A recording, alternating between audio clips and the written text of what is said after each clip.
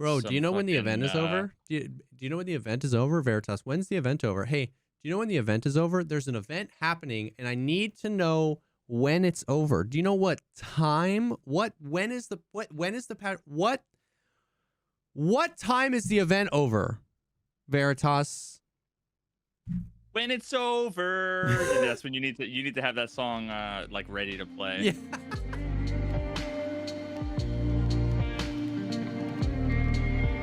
What's up, everyone? Welcome to the podcast, the show dedicated to talking about all the poggers things in life, like music, content creation, and video games. I am one of your co-hosts, Jessica Sam. And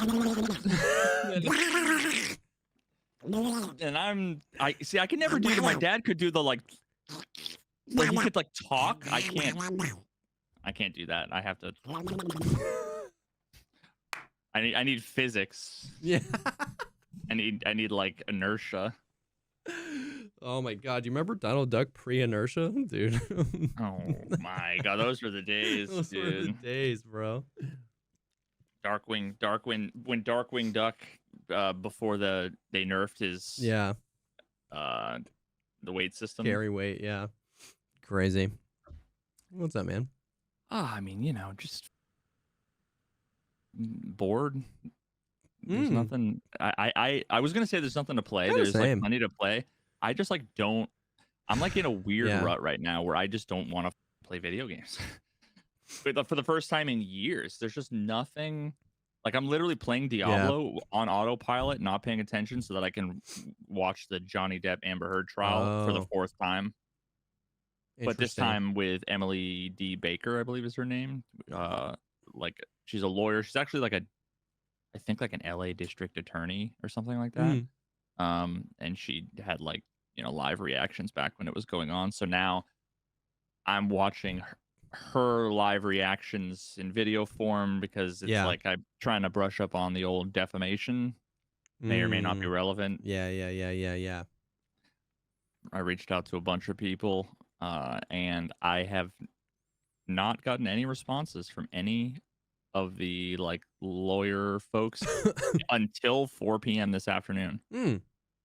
And I got a response back. So and this is actually honestly kind of dope. I hadn't seen anything that Goat Moth, remember Goat that he had done since the Wiggle video. Yeah, sometimes I see some of his like vids pop up, but I haven't watched. I know he did some like kind of scammer stuff. I know he either got sued or got threatened to be sued. So I actually don't remember off the top of my head. I think he definitely got like either a concerns notice or something, but effectively it was like, we're gonna sue you. Yeah. And then I don't know how to pronounce this guy's name, but he's Mario Sarame. Okay. I'm sure I'm not pronouncing that right, but he actually is like a First Amendment like lawyer guy. Okay. Then this was actually recommended by someone in the community that I went and watched the video, and I guess the guy offered to help him goat out like pro bono. Now I'm not looking to like I'm not looking for free but yeah, he had him on one of his videos. He talked to him, answered a bunch of questions. He seemed like a really nice guy. So I actually reached out to Goat and was like, hey, if he's like open for anything and whatever. Goat like contacted him within minutes, and then he basically emailed and was like, yo, here's my cell phone. So I'm probably gonna see if I can hook up. I would love to have him like on stream and have like an interview. I have so many questions, dude. Because that's really cool that he is not only like a lawyer in the field that you're looking for, but like a lawyer in the field that you're looking for that has done content before and has worked with content creators. Like I feel like that's a pretty valuable asterisk, at the end of him doing what he does. So that's cool. Yeah. So I mean, we'll see. Like I have a bunch of questions. It's all like pre-lawyer. Like I'm not looking for legal advice. If at some point it goes that far, then we'd probably take it offline. But but there's just so many things that I think just from like a high level, like, hey, someone in my position, what should we worry about? What should we try to Yeah, every day I'm like, I'm thinking about all the things.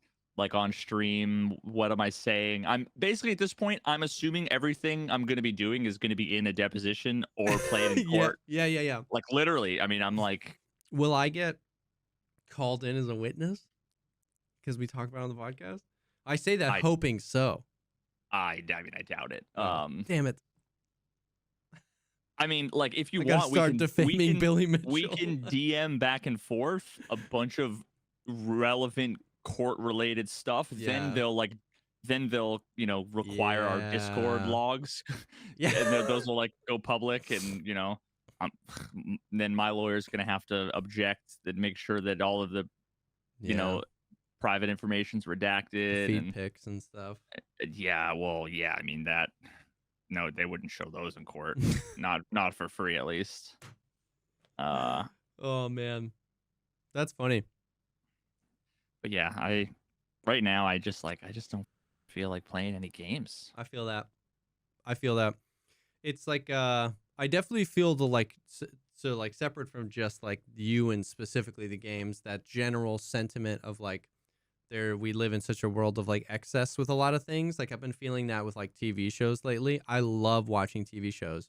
And there's like so many TV shows that I haven't watched that people tell me are good, but for some reason that makes me not want to watch any TV shows because there's just like so many, you know, it's what like I mean? overwhelming. It is. You get like fatigued thinking about it, and then you just think about choosing between all of those other things. And so I can see that with games too, where you've been like not married to one game, but been bouncing around. Because it's funny because you caught yourself. You were like, for a second, you're like, there's just nothing to play. And then you were like, well, there's tons to play. It's just there's nothing. And I immediately got it. I was like, yeah, there's so many things to play. There's so many good games. It's like, it's overwhelming. It's like, and it's almost better if there's just like 3 games coming out this season. These 2 I don't really care about, but that one I'm super excited for. But when it's like, that game looks great, that game looks great, that game looked great, everyone says this game is great, it's like, oh, well, then which one do I get hyped about? Because I want to be hyped about it to play it. Yeah. But I'm not hyped about anything. And I think I'm like one step removed from that, because like I'm not even hyped to be hyped. Like back in the day, what would happen is I would sit down and I would like open up Premiere to start editing a video that like I needed to work on. And it was always like, I really want to play X game, and I want to turn the stream on, and it was me like needing to make sure I did work. Yes. Before the stream, before I start the stream and start playing, and now it's like the other way around. Yeah. Like I had gone 5-6 days in a row in between TwitchCon and stuff, where it was like I was just editing the Billy Mitchell video, and now I'm like. Yeah. Like even today, I busted out a chunk. I'm currently at 1 hour and 37 minutes. Is done. It's like done. The first done. Hour 37? Okay. Yeah. And I filled in the gaps. There were 2 gaps that were really bugging me. So I filled in those gaps. So now it's like I got like 3 topics I need to talk about, and then conclusion, wrap it up. Oh yeah. Dude. Yeah, I should just tell ChatGPT. I should just give it my outline and be like, finish this for me. Finish this, please. Dude, that'll be a crazy moment when AI crosses into like editing videos.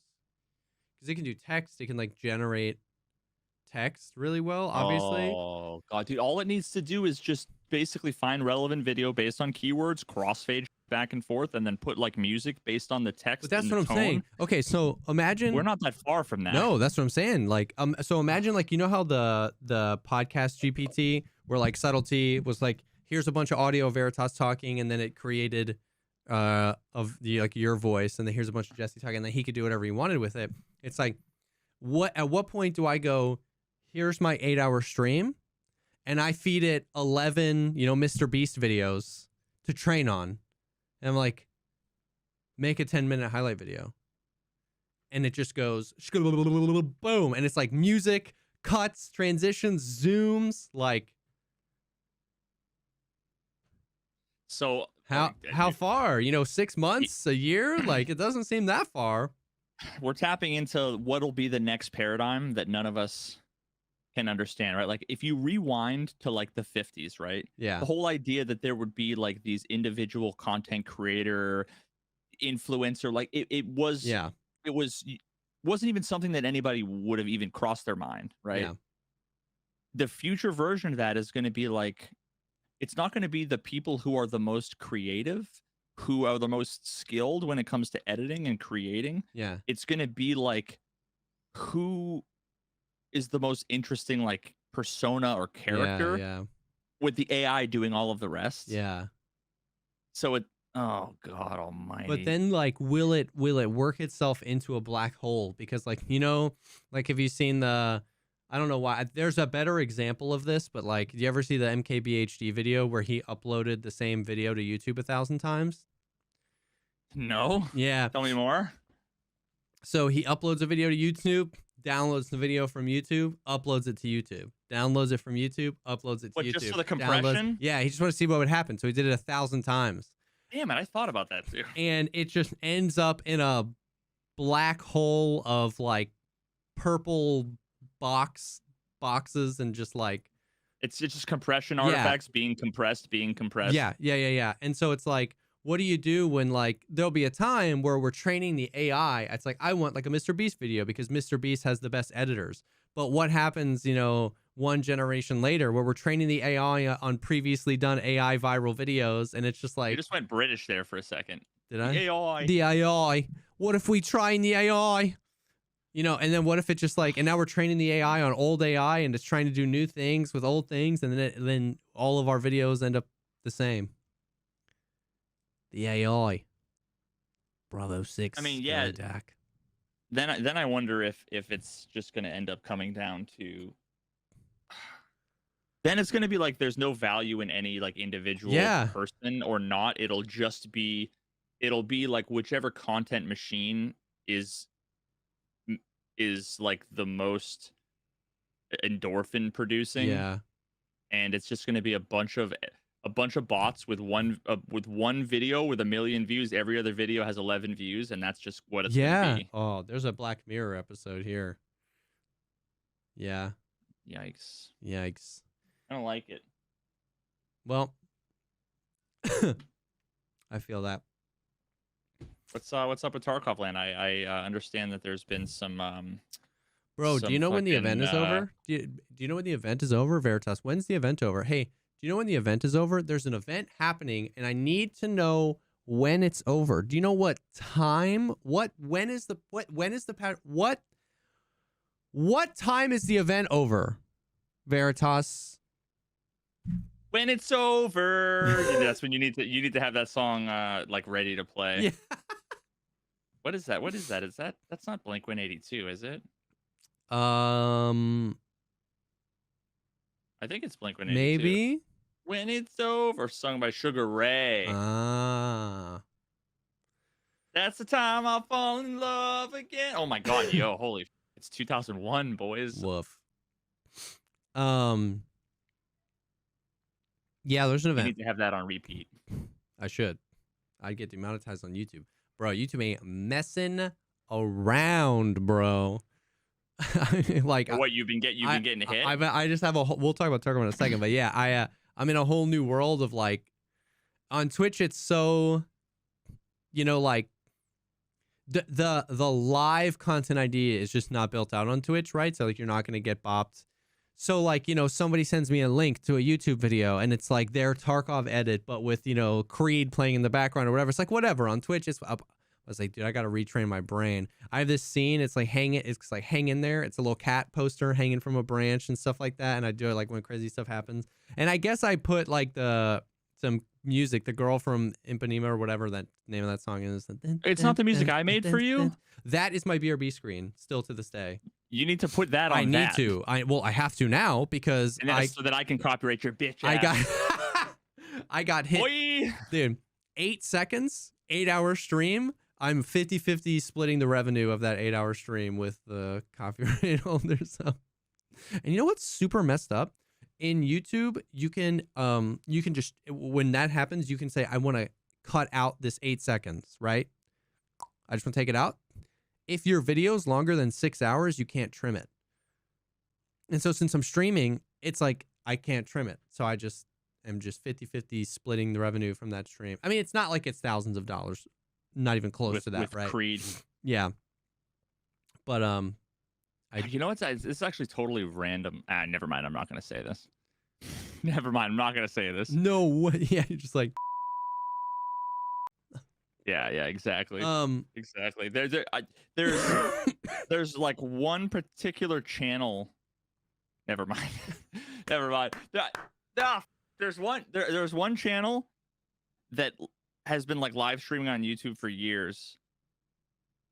That like if I go to my like DistroKid is how I distribute my music.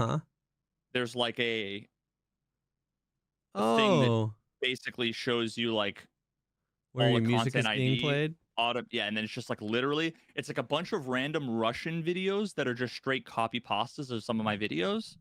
That's on YouTube, and then there's like every day for 3 years, this one person's live stream where they played like a few particular songs that like I don't have in my playlist. Interesting. And it's like, you could sue him for all he's worth. Well, no, I'm getting monetization. Oh, you're getting the rev share that YouTube does. Oh, interesting. I'm sure it's negligible, but still, it's just not like, a lot. But the problem with that is that you have to whitelist the YouTube video per URL. Sorry, I'm not going to whitelist 300, 400, 500. Like, no. Which is why when people are like, hey, can I use your music? I'm like, just use the playlist. Use the playlist. Well, it used to be use the playlist, but don't f around on YouTube. Oh. Because of content ID stuff. Now, with things are different now that cross streaming on YouTube, it's yeah. If anybody wants to use my music for their streams and they're going to stream on YouTube, you shouldn't have to worry about using anything with my playlist. I'll just say that. Okay. Don't go making a playlist. Veritas has made a stream safe playlist. Yeah. Anyway, so it's a whole new world on YouTube because they got serious with the like live content ID shenanigans. You know what I mean? Anyways, Tarkov. Yeah, there's an event. So, like everybody was, basically we were just like, yo, where's the Halloween event, right? Because we were getting close to Halloween, and then we got the Halloween event. We got like a small update, and it was Tagilla was on labs, and instead of his hammer, he had the big scythe that he had last year, and the like creepy skull mask. So that's cool. It's creepy. He's just like a great Halloween character, right? And then the goons on interchange. Oh. Well, we'll get there. It's not the goons, but we'll get there. And then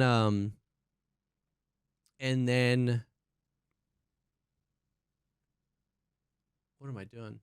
And then the pumpkin heads on scavs, like that show the smiley face, they're back. Yeah. The same thing we got last year. The pumpkins, you can find the pumpkins, but you have to take them back to your stash and unpack them, kind of like the weapon cases were for that one event. But like you just find this pumpkin and you take it back to your stash and you right click unpack, and there's like candy and food inside, so like juices and sugar and chocolate, and then like. Oh, okay. I was like new candy items. Oh, no, that'd be cool. Alianca? But then they made some of them have extra buffs or something like that. Oh, okay. So like if you get that candy, it's you plus whatever strength or whatever. And that was kind of it. It was just like those things again. The hideout looks really cool. Like the lighting looks like super creepy and pumpkins and cult symbols, and it was like sick. And but that was it. And it wasn't that any of those things are bad. They're cool. But it was just like they tweeted this picture and it was like Halloween. And it had like a cultist. And there was all this cult stuff. But like the cultist spawns didn't increase. And that's like always what they do on Halloween. Yeah, always what they do. It's like the time took. There's always like cultist 100% on factory. And it just turns into shenanigans. But they didn't. Well, you say always. Really what you mean is. At least 2 years in a row, yeah. At most 2 years. It has to be I at guess that's most. true because I don't know if the cultists have been around for 3 years. That's Well, yeah, I true. don't think that they've been around for that long. 3 years ago, I absolutely would have been playing Tarkov full time, would have been all about it. 2 years ago, I was probably playing just like not on factory. Yeah. And then last year, I think you're right. It had to just be last 2 years. Yeah. I'm pretty sure it's only the last 2. I mean, obviously I could be wrong, but no, but you're right. The fact that I've literally fought the cultists twice in my entire Tarkov career means it can't be longer than you know what I mean? Yeah. Yeah. No, that makes sense. But yeah, so but anyways, they tweeted the big cultist picture, right? So it was like, where are the cultists? You know what I mean? So it was like that for like 3 days, where it was just completely normal Tarkov, spooky pumpkins, and Tagilla on labs, which like labs Lamau, you know what I mean? and then they tweeted. And then they tweeted, it was like escapefromtarkov.com/Halloween, and the link had a timer, and the timer was just like counting down. And then once the countdown went, like a new trailer, like a live action, like they recorded with some of the devs, and it was like this PMC walking through the woods. Course, dude, the devs are I know, videos, wasting their time, dude. Not working. Unbelievable. And like PMC walking through the forest, you know what I mean? And all of a sudden, day turns to night really quick, and then you see just like feet and spooky music, and then all these cultists standing in a circle doing this like weird hand motion, and the like PMC's just in the background, and then one of the cultists just like turns around and slowly looks at him, and then it's like super zoomed in on just the eyes of the PMC, and in the reflection of his eyes you see this bright blue light, and then you hear this like and then it just cuts. And so like the whole, did like, he get abducted? Yeah, the whole like the blue flame, you know, which is they worship the blue flame. And then Nice Guy, like it was like a year or two ago when he was like, they're gonna nuke Tarkov, you know, the blue flame. So anyway, is that lore? Yeah, I'm so out of the loop. Anyways, so then everyone was like, what the heck is happening? And it was really cool for a while because like it was we were just trying to figure out what the hell was happening. Like I was in like 8 people's chats just like trying to figure it out, and everybody was having a really good time just being like, what's happening right now? You know what I mean? What's the thing that's happening in Raid? Everybody was looking for cultists. I was in Glorious's stream, and Apple came in and was like, you're looking for the wrong thing. He was like, where are the cultist spawns? He was going to the cultists, and he was like, what do you mean? What do you mean? So here's the event, and then we'll talk about like you know, some dubs, some L's, and talk about it. I saw a single clip is what I know of the event. Okay. One clip. So Zerachi, which is the lighthouse guy that shoots you if you try to cross the bridge. So a boss that we don't really ever fight because he, you know, you just get the thing. Zerachi is spawning on every map 100% of the time, except for labs and factory. It needs to be an outdoor map. All maps 100% of the time. No, not Sriracha. How the fuck do you spell his name? Zeriachi. I just typed in Sriracha Tarkov, and it's Zerachi. and Google knows. Yeah. So Zerachi is spawning 100% of the time on every map, every outdoor map. He's not spawning in a particular location. This mofo wanders, like properly wanders the map. If you find him, he is friendly to you, and he will say, come. And then he'll drop you vodka, and sometimes he'll drop you moonshine. Okay?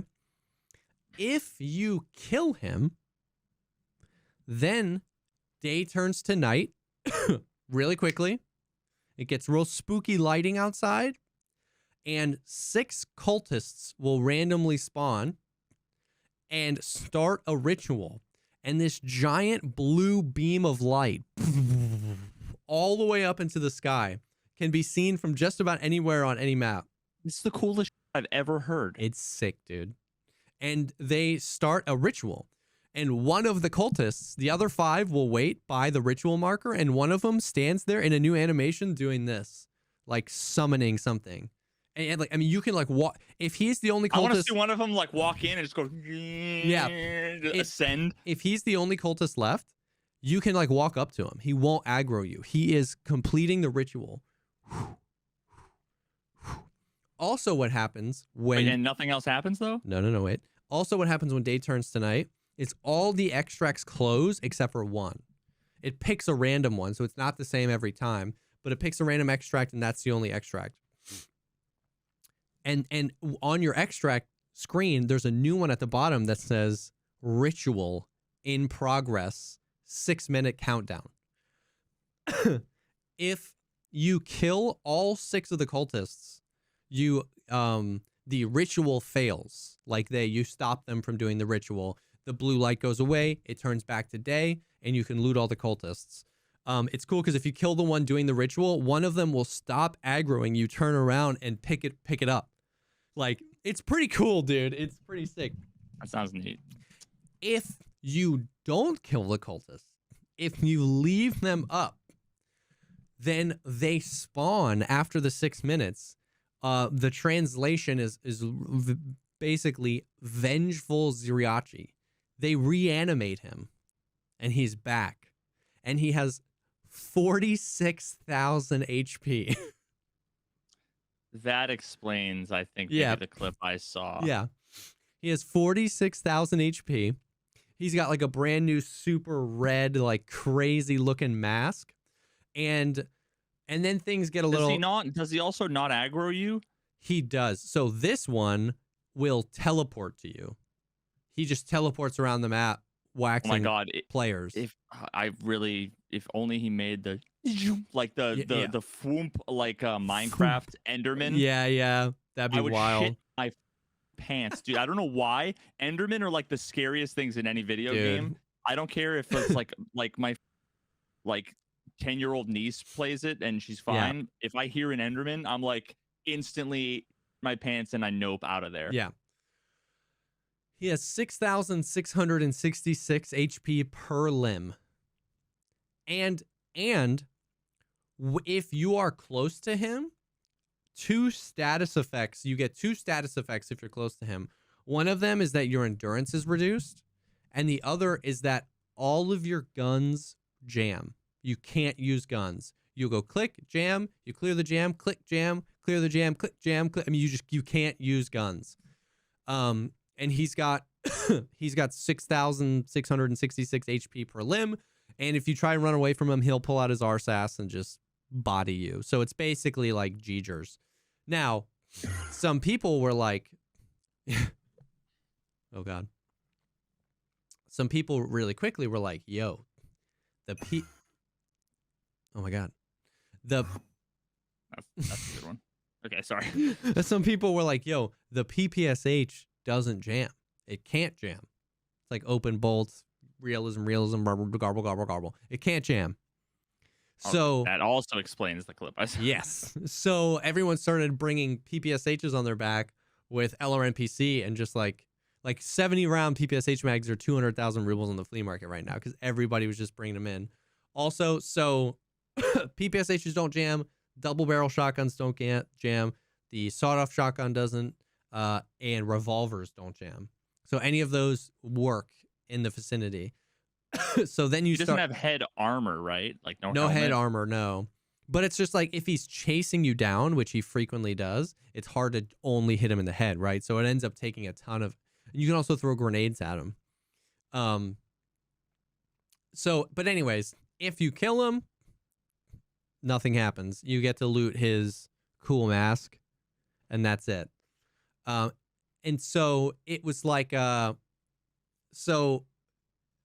it's such a cool event. I'll say I have been having a blast with the event. There are wait, they've canonically have introduced the supernatural into Tarkov. Yeah, for sure. If you take this as more than just like a silly goofy game, yeah, officially in an event, they've reanimated a human. Yeah, bro. Which I love. If that was the case, I would join the cult. Yeah. Right? That's clearly a demonstration. It explains how we keep respawning back in our hideouts when we die. Oh my God. I mean, that is, realism and all. Realism. So here's the thing. Classic. I mean, of course, right? Any event in the world, you got people that love it. You got people that hate it. No surprise, right? I think the event overall is awesome. I saw so many people that hated the event that were like, classic BSG, just putting the minimal work in possible. And I'm like, excuse me? I'm like, you're dumb. Like, you're dumb. I read that as, I'm stupid. Please pay attention to me. I was like, if you don't like the event, I can totally respect that. And there's a lot of people, like new players, and a lot of people that are struggling. But like, unless they like, if I had if so they many people say know, that. But if they, okay, like 95% of those people though had to just not be aware of the summoning circle cultist thing. They were all very aware. This was like days into the event. People are like, classic BSG, dude. It's just buzzword, right? It's just like buzzword, BSG sucks, BSG sucks.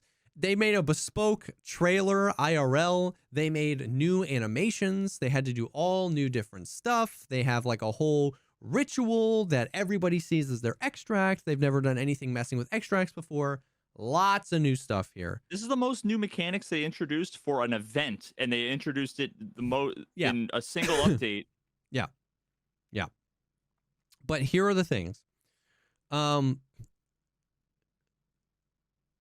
When you kill Zerachi, the friendly one, all the extracts get locked down except for one. That one is the same for everyone, and no matter what happens after that, they don't get unlocked again. If you stop the ritual, still just one extract. If the ritual proceeds, still just one extract. The other toxic thing is, you know how an extract is normally a 10-second extract? It's now a 22-second extract.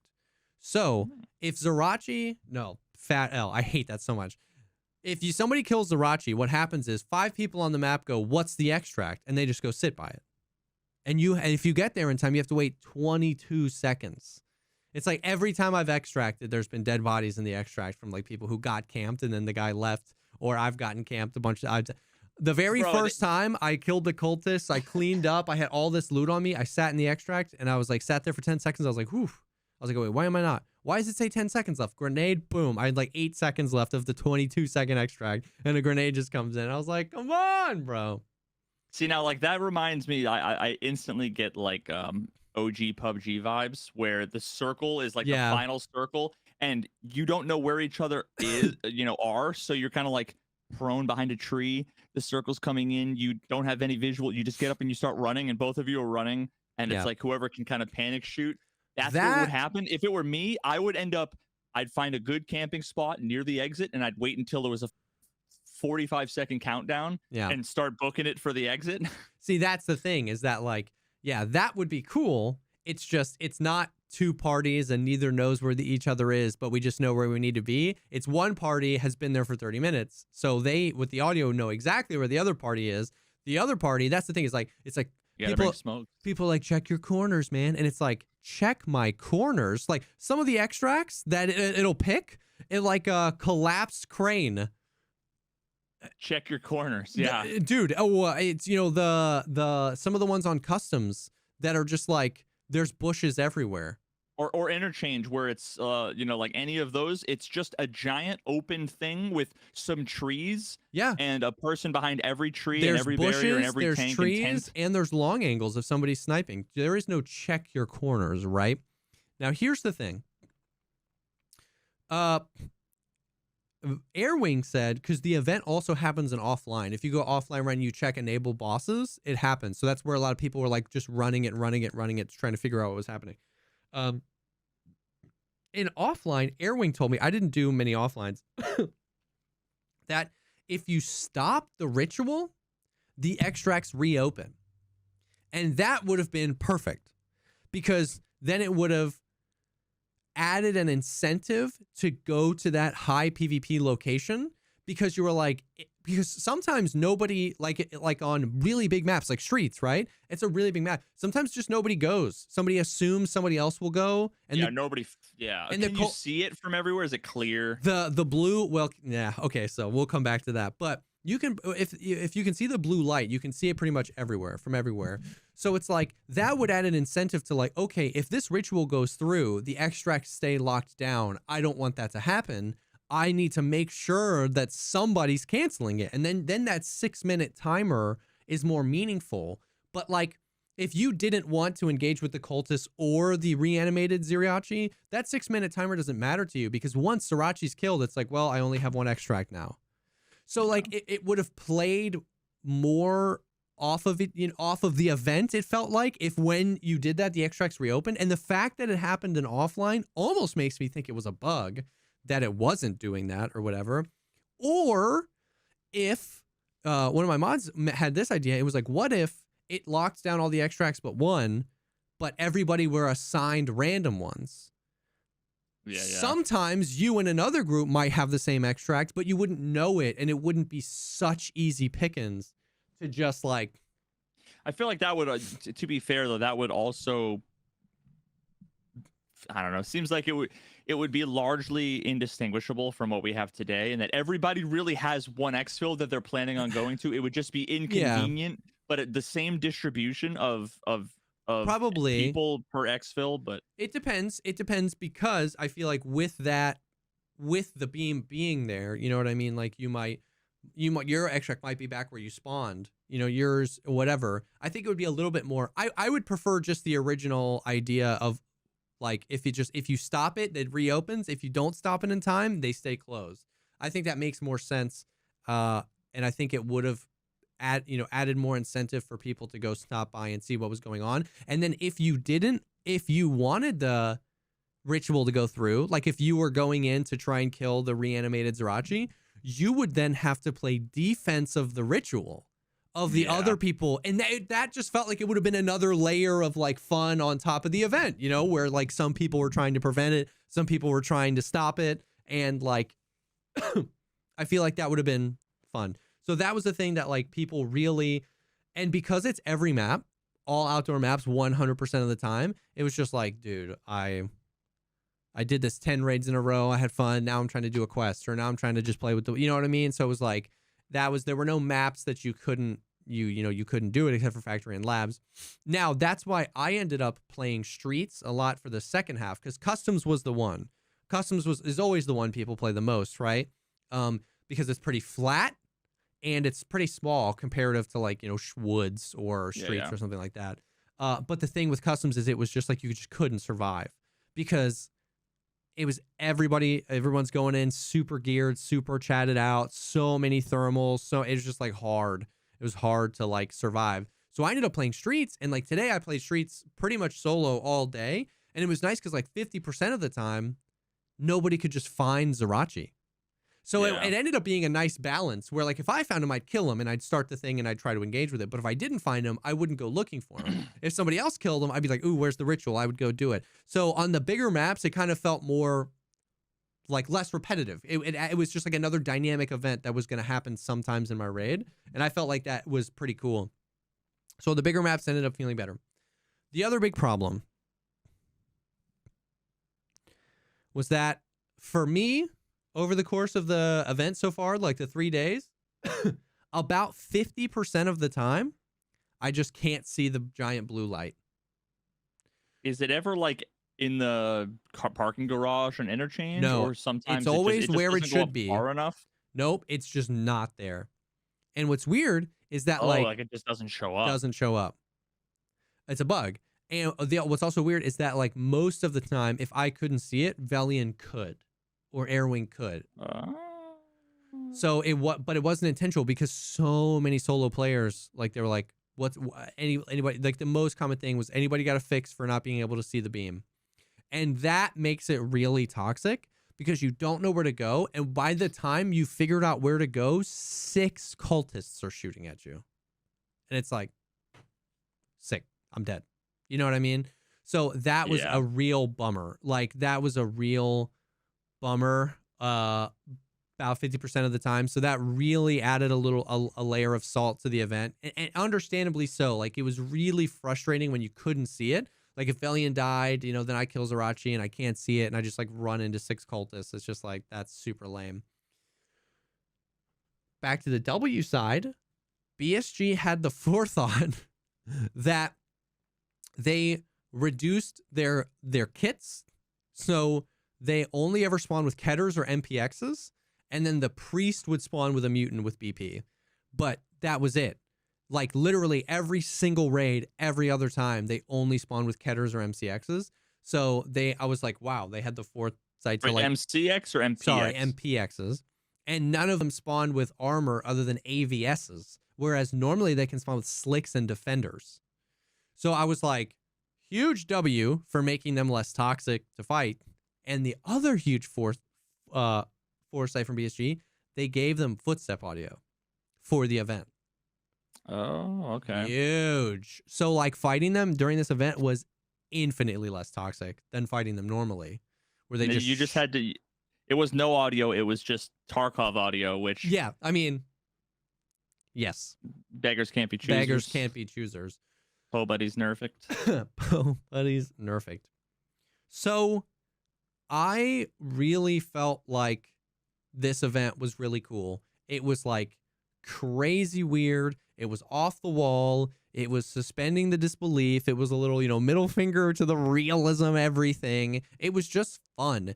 It was PvP. It was PvE. It was like bosses. It was mysteries. It was us trying to figuring out if the Zerachi could be killed. It was like a really funny thing that was happening with a bunch of the streamers that first day until somebody finally killed them. You know what I mean? Like trying different guns, trying to poison them, PPSH, let me try that. So I thought it was awesome. So I would say mad props to BSG for that. There were a lot of things that they did right. I think, though, that some of the bugs soured the experience for some people. And in my opinion, the way the extracts functioned really held it back from being like a great event, like an S tier event.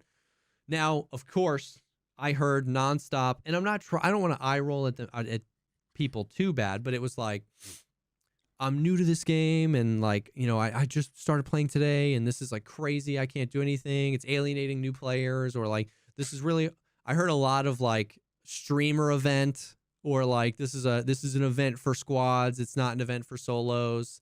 And it's like, it's for a few days. Like, yeah, I mean, yeah, that's that. Yeah. And it's, I paid full price for this game. I only have 3 days I'll ever be able to play, and then I'm never gonna play ever again. Yeah, it's like, it's just one of those things where, like, we were talking about this. Of course, I understand that these weren't the same people, but like, just my mental health. It's like the 2 days leading up to the Halloween event, people were like, "Where's the Halloween event?" Like lazy BSG devs, they went to TwitchCon, they spent all their money, they didn't plan a Halloween event. Then the Halloween event rolls around, and it's like, they literally didn't do anything. There's nothing new. This Halloween event is so lame. Lazy BSG devs, they don't do anything. Then the real Halloween event starts, and people are like, I'm a solo. I have 60 seconds a week to play, and I just bought the game yesterday, and they do this to me? They put too much into the event, and it's ruining my fun. And I'm just like, what do you want me to do? Like, just play. I don't know. So once again, I know that those are all 3 different groups of people, but it's like everybody's coming in, and it's like, dude, what you got to do. Here's the useless advice that I get, and is the thing that instantly comes to mind here, while knowing that it doesn't solve any problems when you hear it, but you're playing Tarkov and you're like, yeah, that sucks, man. Mm-hmm. I feel you. Like, seriously. I feel you, man. It's so funny because you're so right. I've gotten there with like cheaters. Like, people are like, dude, I've died to cheaters 18 raids in a row. Like, I've gotten there. I'm like, dude, that sucks, man. I'm sorry. Like, and it's just not a problem because I don't let it become a problem. But for some reason, the event, it was too scrunched together. Those 3, like, BSG sucks, there's no event. BSG sucks, this event is nothing. BSG sucks, this event is too much. All in 6 days, I was like, shut up. Like, I couldn't. But you're right. I think part of it too, and this is more based on like me being far enough away that I can reflect on myself. Yeah. And actually, you know what? I'll be honest. I still feel like this now. When I'm sitting there playing Diablo, right? I'm like half paying attention to the game, and someone comes in and it's like, "Oh, did they fix the game?" Yeah. It's almost like for a moment, I'm insulted, because it's almost like this game is you're playing it and enjoying it, and if you're not, like, all of this is going through my head where it's like I feel like I have to defend it because I'm playing it, and it's like, I mean, that's, you know, for me, it's probably some form of like weird of a weird version of insecurity or something that makes me get annoyed by that. And someone in chat says, but it is yeah I mean, my it's opinion just like one of those things, like, is fact. All people agree, you know what I mean? It's just like, I mean, it's I mean, I heard like today, probably one of the most common messages in my chat was like, I mean, I said it, when is this event over? When is this event over? I'm not playing. I'm boycotting BSG until this event's over. This event is I'm not playing. I'm blah, blah, blah. And it's like, dude, cool beans. You know what I mean? Like, that's one step removed from first time chatter. Wow. Well, I'm out of here. Don't want to watch this anymore. It's like nobody cares. But then again, it's like one is directed at me versus one is directed nebulously at the game that we are. It's kind of like they should read the room and recognize that we're all trying to enjoy the movie. You don't walk into a movie and talk about how disappointed you are in the movie. It's like, especially when you're the one on screen, like it's almost, in a way, it's not crazy to feel as if you're basically saying, in a way, you are kind of complaining about the show that you are putting on. But even if you don't take it that way, that's a great point where it's like, can't you see the rest of us are trying? It's like, I'm not offended when someone is like, when is this event over? Because it's like, you don't like the event. My like value doesn't come from like you liking or not liking the event. It just literally is like, we're watching a TV show and you're like, this show sucks. I don't want to watch it. When is this TV show over? And it's like, just go do something else. You wonder like what? I just see that as like, I'm not eating any more ice cream until my tummy ache goes away. It's like, absolutely none of that information I needed. Just take it. Just, that's your information. You hold that inside, and when your tummy ache goes away, you enjoy your ice cream. It's just like, nobody needed that. Yeah, I mean, I have to like think that some of these people, they are completely innocently detached from them being rude, and I mean, it's almost like, you know, if you go over your friend's house, everybody's chilling, Nintendo or whatever, right? Everybody's just hanging out, and you sit down, and you're like, boys, I'm so sick of X. It's the same thing, except what they don't realize is like the equivalent in this metaphor is, boys, I'm really sick of doing what we're doing right now, right? Like, so it's like, so what the do you want us to do? How am I supposed to respond? Like, but again, like, it's that's true. Example, that metaphor isn't obvious to them. In very much the same way that, just like I said the other day about how, you know, we on the game and we say whatever, and then we meet the developers in real life. You're like, you miss the perspective, right? And then a lot of times, you know, the response, you know, ends up being to that person ends up instantly cracking back at them and being like, so then don't play. What are you doing here? And then they're like, well, they have to double down because they didn't feel like they were being rude. They didn't realize it, right? But then the response is rude. So then they're like, what the is wrong with all of you people? And then it's almost like they're justified in being like, okay, peace, I'm out. Where you're like, yeah, get the out. You know, there are days where I'm like, that's a really good, I don't feel good about how that just went down. That's true, man. That's like a little anchor point to empathize, is like if they don't realize. Because I also think that some people kind of use it as like a vibe check, where like, if my reaction was like, dude, I don't know, this event is literal garbage, it's crazy, they can like, that's, now they got the vibe. And they're like, oh, okay. And they sit down and they're like, oh yeah, let's let's talk about how terrible this event is, because they might have just come from a streamer who was ragging about how dumb this event is. So they might actually perceive themselves as fitting in as a joke. Like, when is this friggin' shitty event over? You know what I mean? And it's like, but we're having fun. And it's like, obviously he wouldn't know that. And if he was saying that through that lens of like joking around, I don't get any of that, because I just see text on a screen and it just like kind of spirals. Yeah, because then maybe I respond rudely and he's like, why are you being so rude? And I'm like, why are you ruining the vibes? And then it just gets weird. That's why the internet is going to be the downfall of it. The whole thing sucks. Everybody can be an asshole without it. Like, in real life, it's clear to most people in most situations when you're being like rude or an asshole. People are aware of that. They're aware of walking into a room, seeing like, oh god, I really don't like pasta. You don't have to eat my dinner. Off, right? They would recognize that, but nobody on any side really has a good idea of like the vibe they're putting out. And it sucks because it's completely ambiguous, because like it's so much because when you're speaking out loud to somebody, like with such a higher accuracy, they pick up the vibe you're actually putting out. If I'm frustrated, I'm gonna be in anger tone, but like when we type stuff and when we hit enter, it's like we can only read our own message through the like emotional lens voice. we typed it in. Like if it was literally like, hey, when's this event over? Like, ha ha ha. And I read it as like, when's this event over? I read it as so entitled. Like, when can I play my game again? And it's like, those are very different vibes. And so, you're right. It's like, it's impossible. It's impossible to know what vibes you're putting out, because like what vibes you're putting out sometimes are determined on what the previous vibes of the chat. If I've been like arguing with chat all day and I read that message, I'm like, get out of here.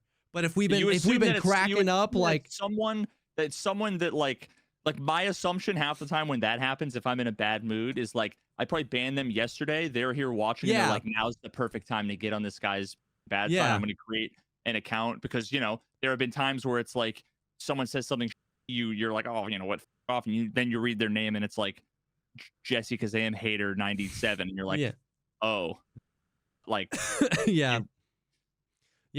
so it's funny, man. It's funny because I know people like some of our haters are like, all they do is talk about how much they hate their viewers on the podcast. It's like moments like this, I walk away being like, damn, maybe I should have been a little bit more empathetic today on stream. You know what I mean? Because I don't know if they're trying to put out different vibes or if they came from a place. So it's like, and here's the thing though.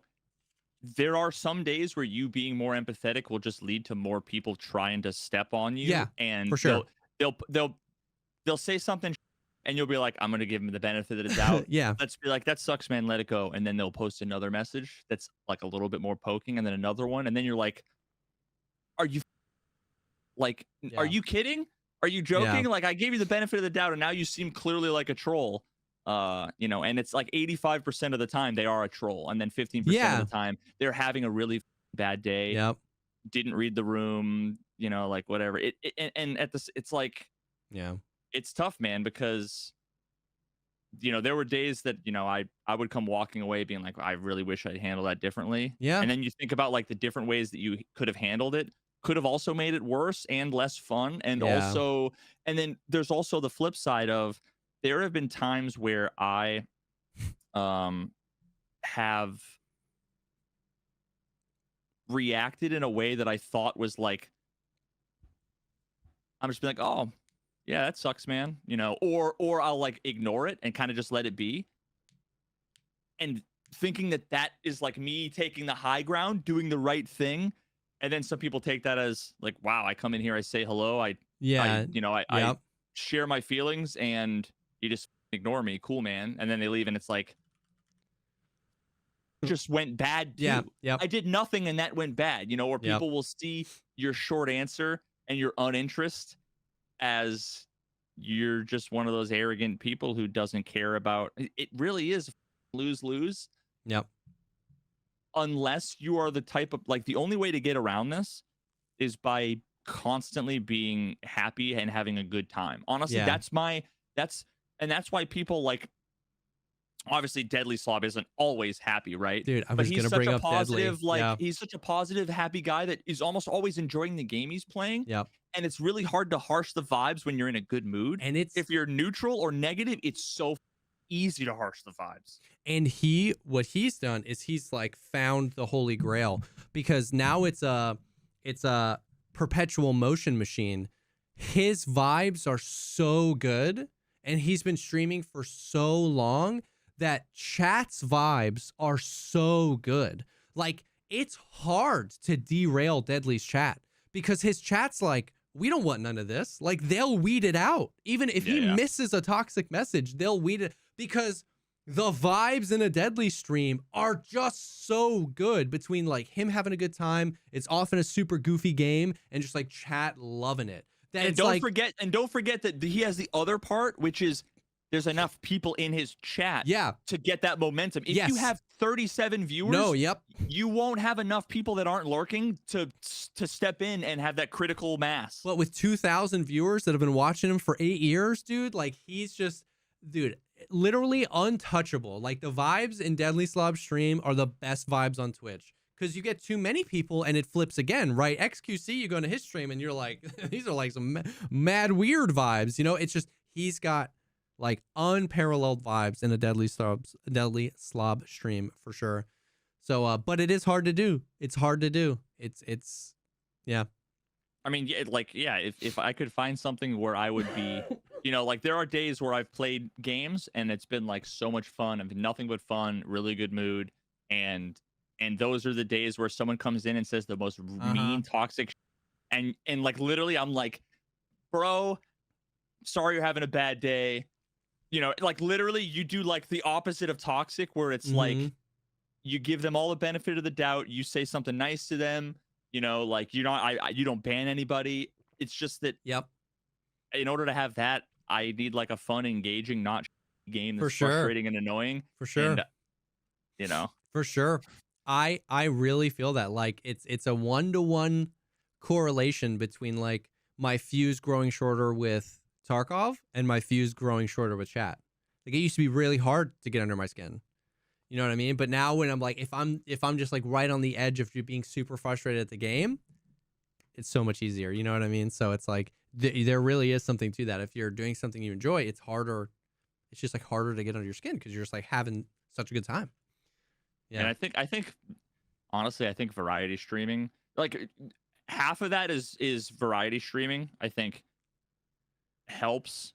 And by variety streaming, I mean just not playing a game like Tarkov or insert I agree with you, like League of Legends every day, right? Like the variety keeps things fresh, but then also like Deadly has that personality where he's just an easygoing, super nice, super easy, like, and honestly, I think you're a lot more like Deadly Slob than I am. We all want to be a little bit more like. We all want to be a little bit more like. You're a lot more like him than I am. Where if you, ignoring like viewers and money and all the things, if you could just play whatever you wanted and have fun, the negativity and toxicity that you're experiencing would plummet. For sure. For me, it would also plummet, but not as much, because I'm a little bit less easygoing.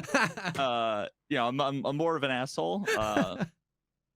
But in my own defense, I'm also not the asshole that some subset of the the toxic new Tarkov community that's never actually watched more than 10 minutes of me when I'm having a bad day thinks.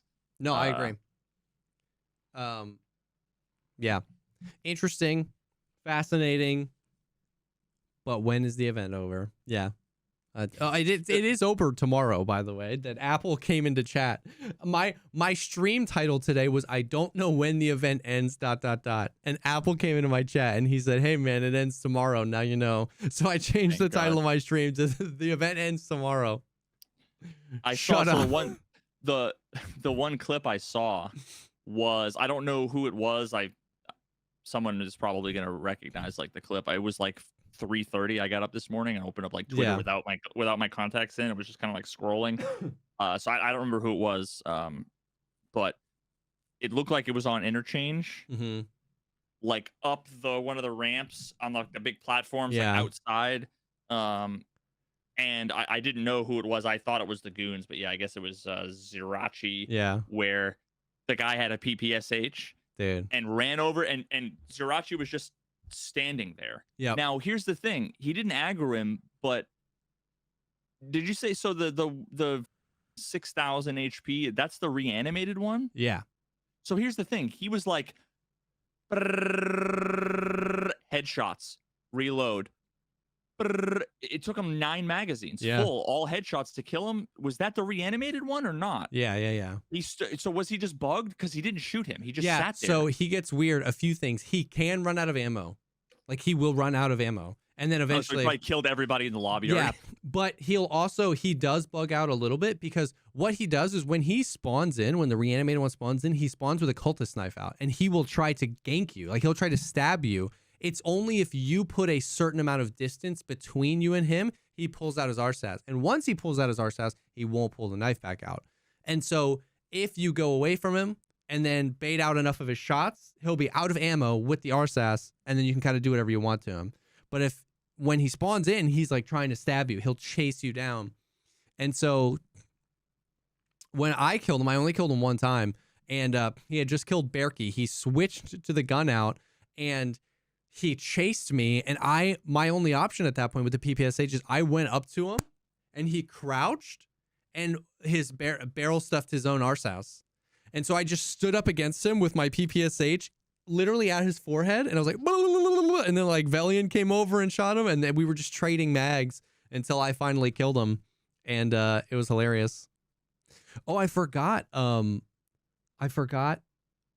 The other like fun thing that happened yesterday was I found a red key card on the cultist. I forgot to mention that they mega buffed the loot on the cultist, because they removed a lot of the good like I said, like armors and stuff you could get. They like dorms marked keys, tons of marked keys, and labs key cards. I got a red key card. My first red key card in 7,000 hours.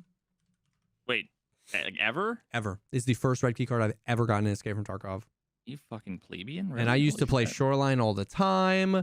I've killed the goons a bunch. Last year when the event happened, last wipe when they did the event where the goons were 100% chance on Shoreline, I farmed them, dude. Like, that's the only red key card I've ever gotten. And yep, sold it for an easy 40 mil.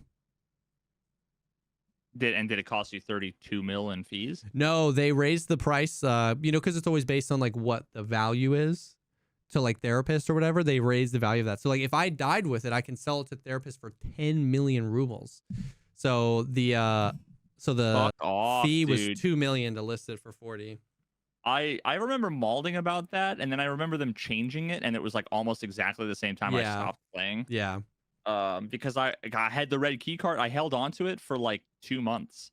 I couldn't do anything with it. I couldn't sell it, and I didn't want to use it because it was like the loot garbage, or at least it was when at the time. So I never had enough money to list it for any reasonable amount.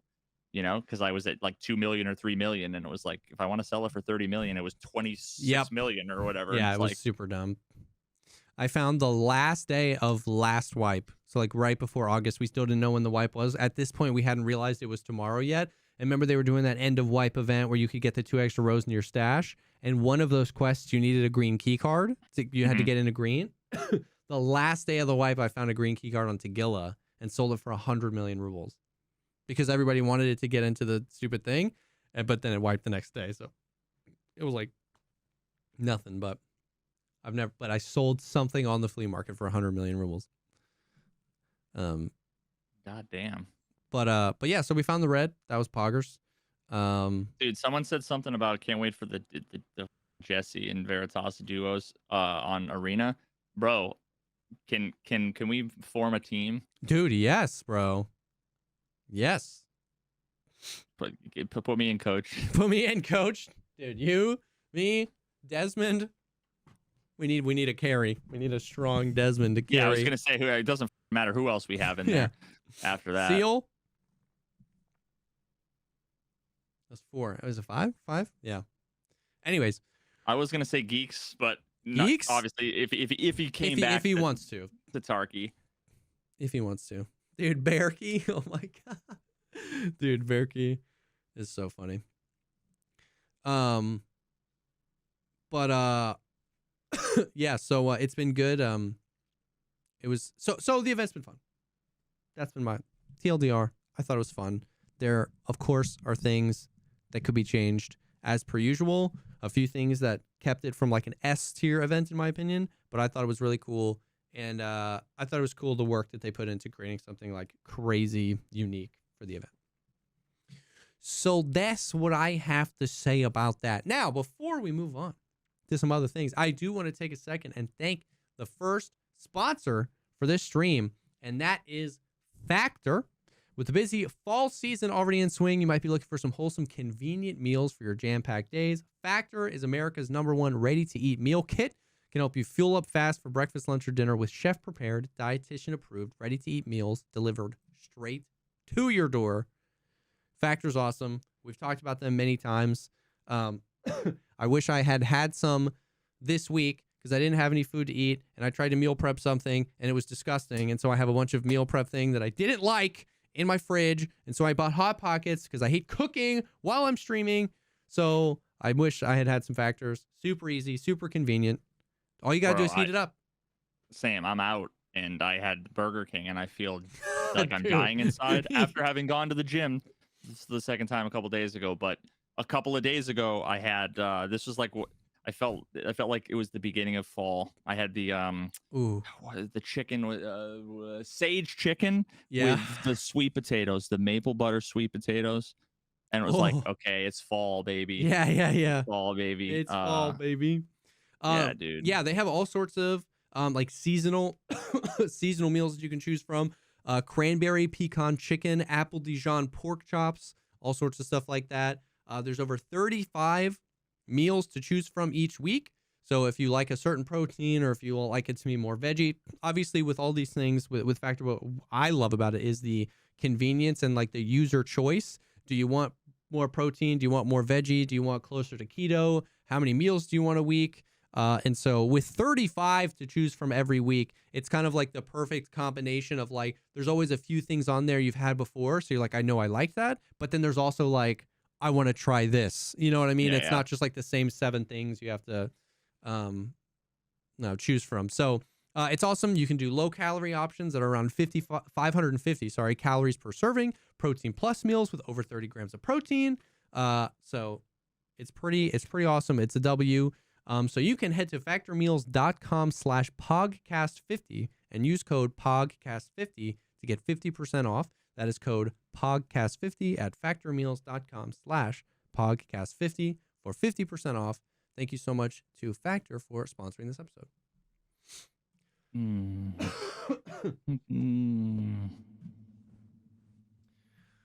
I legitimately feel like I got hit by a train and then the train parked on me. I feel like the guy from the Red Dead Redemption that I showed a couple weeks ago. Oh yeah. Dude. We've had 2 days in the gym, and one day we went hiking. We found these nice trails. There are these trails that my wife nearby she goes to that are like there's like these nice paved trails, but then there's like some trails that go off in the woods, but like she won't when she's alone, she like won't go off into that. I'm like, perfect. Like stay where there's like people walking their dogs and like don't go off into the woods alone. But we went on this little hike and it was like the perfect distance.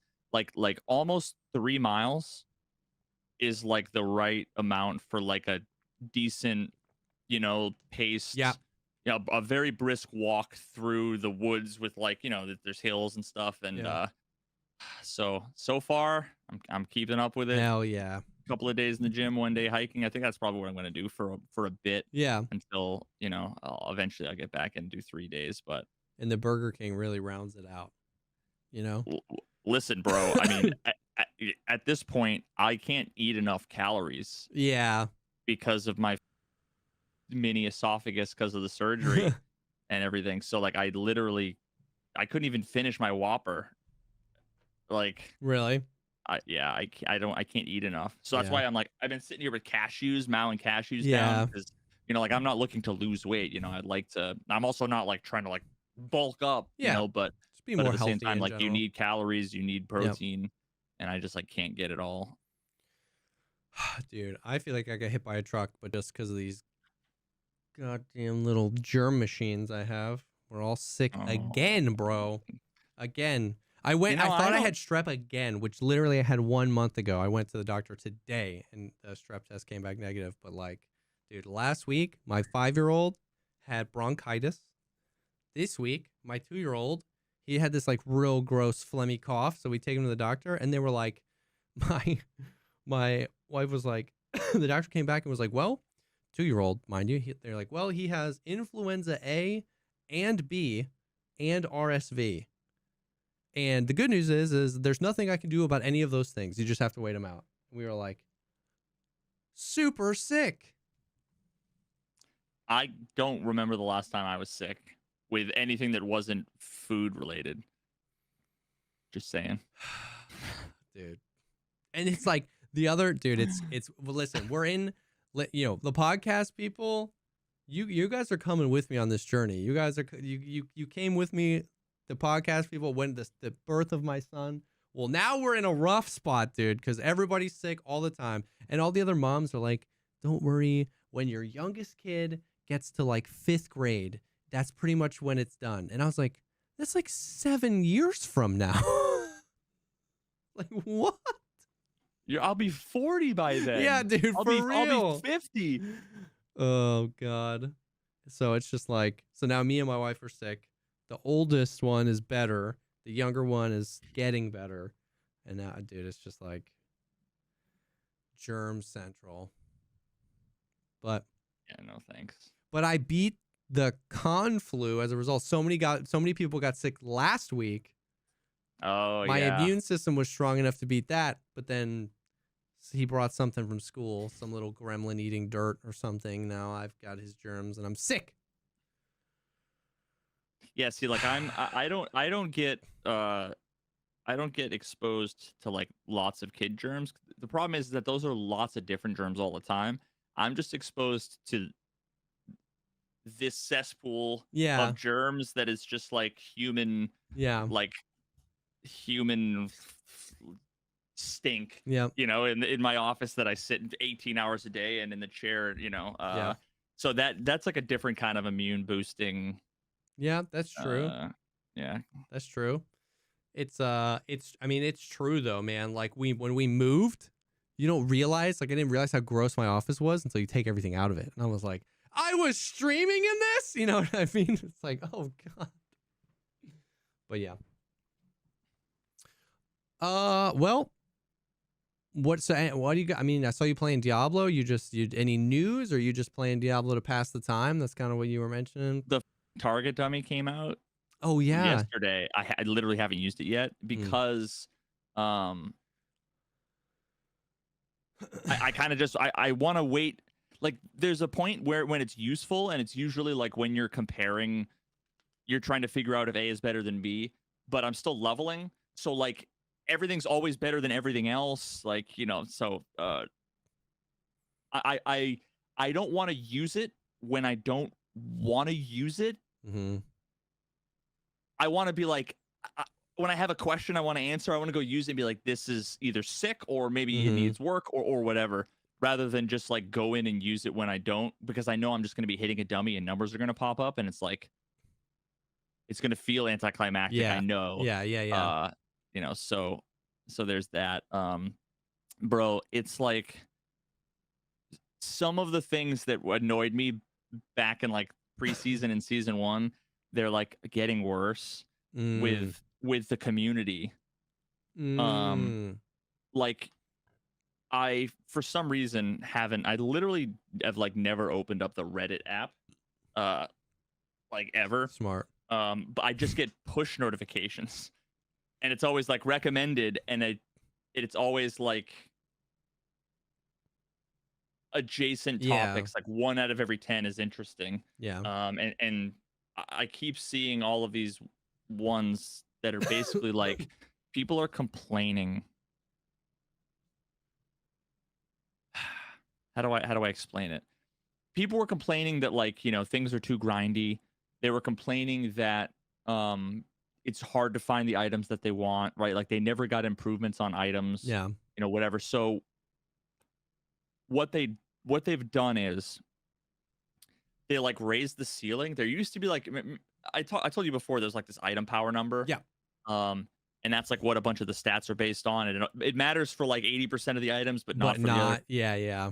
They also like fixed resistances, which was like a big thing that is relevant. I haven't really gotten far enough where it's gonna matter yet. But it used to be like 820, maybe 830, 840. I don't remember exactly where the cap was. Well, now it goes up past like 900 something. Oh, okay. So it's already like holy, like yeah. And then they've also made it so that like when you get to World Tier 4, like the end of the end game, regardless of your level, like sacred items don't drop anymore. It's only ancestral, like a whole bunch of other things just don't drop anymore that are annoying, and which is cool. But now I literally was like complaining that I was getting too many items. Like you kill a couple of bosses and there's like 20 items drop. And it's like, and when I was like level 60, I had already gotten like two 925 item power swords. And it's like, oh, and then also those uber uniques that used to be like 1 in a gajillion chance. Yeah. On like the second day, I saw like clips and YouTube shorts and like Reddit pop-ups basically being like, this content creator, this one, all got an uber unique. And it's like, now I literally am not excited about getting one anymore. Interesting. I was excited about the 1 in a million chance, the thing I would never get. It excited me to the prospect of getting it. Yeah. Now I don't care anymore. Yeah. Because a bunch of people have already, like dozens and dozens and dozens, maybe hundreds, have already gotten them. So it's like not even though it's still rare enough that like a lot of people, like they've been playing for 100 hours and haven't seen anything, it's still just like, I don't know. So now that they've made the leveling faster, yeah, they've given more items, they've like raised the cap on things. It's like, and people are still complaining that it's too grindy. They're still saying they don't have enough, and it's like, I'm just worried they're gonna keep watering the game down more and more and more for like not even the casual. It's like the people who signed up for an ARPG by accident. Like even a casual ARPG enjoyer knows that like that's part of the game, right? The grind. Yeah, like it should be grindy to some extent.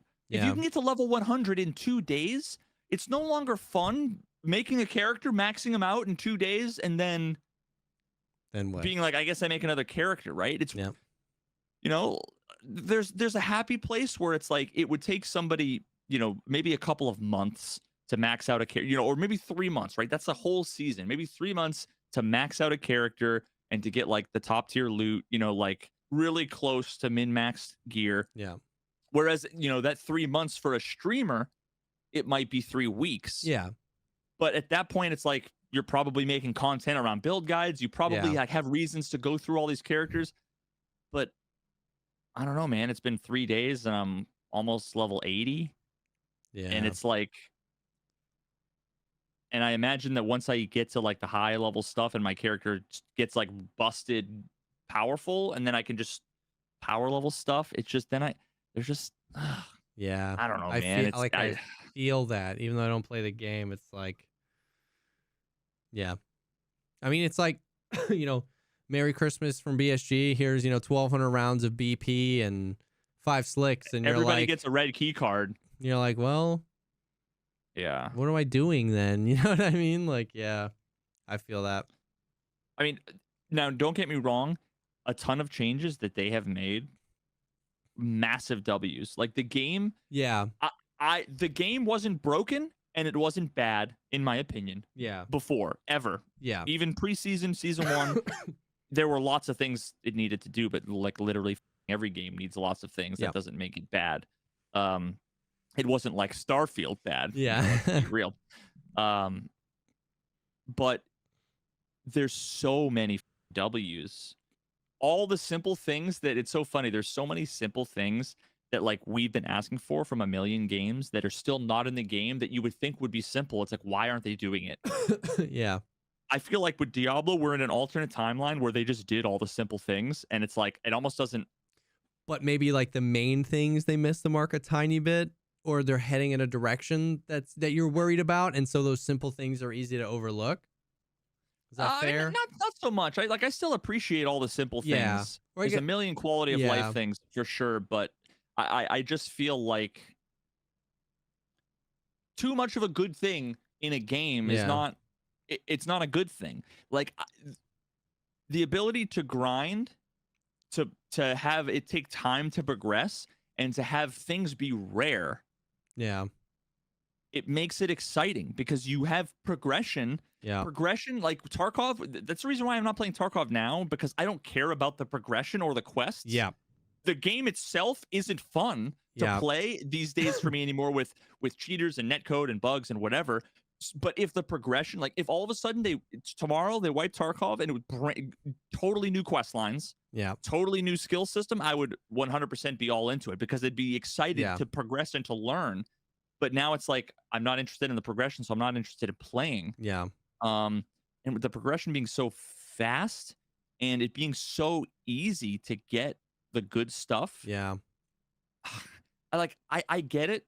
And then some people want to log on for 2 days and have all the good things because they want to like test drive the Ferrari, right? Yeah. You know, but it's like the old games. Like, did you ever play Gran Turismo?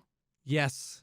So like, whenever you start a new game, it's fun starting out with the little box, whatever, and then getting the Miata, and then you get the, the Evo, like non-turbo, whatever, and then you get the Subaru turbo, and you build your way up until you have like the Viper, and then the Pikes Peak or whatever. Like, but once you get to that point, it's almost like you want to start over, similar to a wipe where you have everything and you want things to matter again. Yep. And I feel like what they kind of did was shrink everything down. Some people just want to open up Gran Turismo and they want to do a race or two today with the Viper now. Yeah. They want to drive the nice car, whereas I'm interested in the progression of getting all the licenses and and I feel like it's almost some of the changes that they've made has slowly gone towards like you get the good stuff and you level up super fast. Yep. I don't know. Maybe it's just like I'm out of touch and it's a perspective that you only get. It's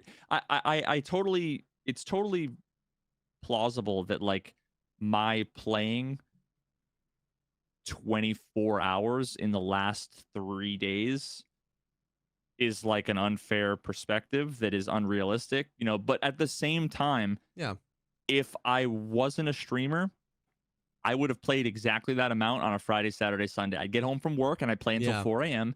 And on Saturday I'd play all day, and then Sunday I'd play all day. So it's not just a streamer thing. Yeah.